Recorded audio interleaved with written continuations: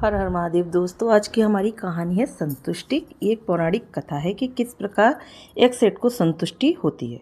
एक धनी साहूकार था, उसके पास बहुत दौलत थी। उसे इतनी दौलत हासिल कर ली थी कि अगर अगले 7 पीढ़ियां बैठकर खा लें तो भी खत्म नहीं होगी।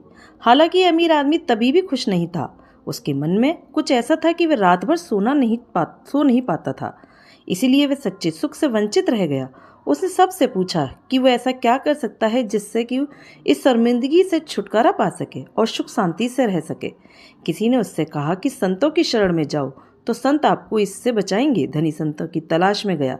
रास्ते में एक साधु महाराज एक पेड़ के नीचे बैठे थे। धनी व्यक्ति ने उनका अभिवादन किया और कहा, गुरुजी, मेरे पास किसी वस्तु की कोई कमी नहीं है। अगली 7 पीढ़ियां बैठकर बिना काम किए आराम से खा पाएंगी।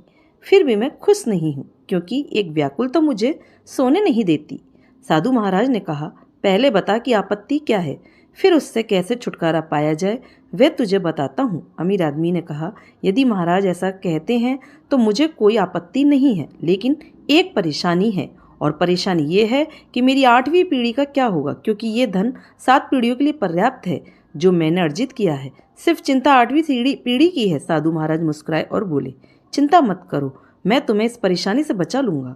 साधु ने उसे 1 किलो चावल की पोटली दी और कहा कि उस पहाड़ पर एक बुढ़िया एक कुटिया में रहती है, उसको चावल देकर आ। जा, मैं तुम्हें तुम्हारे भ्रम से मुक्त करता हूँ। अमीर आदमी चावल लेकर बुढ़िया की कुटिया में आ गया। उस कुटिया में दरवाजा तक नहीं था। वह बुढ़िया भगवान के भजन में लीन थी।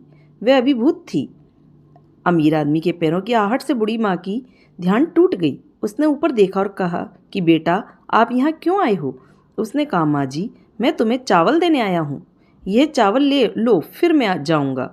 बुढ़िया माँ ने कहा कि मैंने आपको चावल लाने के लिए कहा था क्या? क्या आपके सामने हाथ फैलाया था? नहीं, है ना? फिर चावल क्यों लाई? ये पोटली उठाओ और जाओ। फिर अमीर आदमी ने कहा, मुझे उस पेड़ के नीचे बैठे साधु ने भेजा है, इसलिए मैं आया हूँ। उसने कहा कि जाकर साधु से कह देना कि मेरी कुटिया में 2 दिन के लिए पर्याप्त चावल है। अमीर आदमी ने अपने सामान्य ज्ञान का इस्तेमाल किया।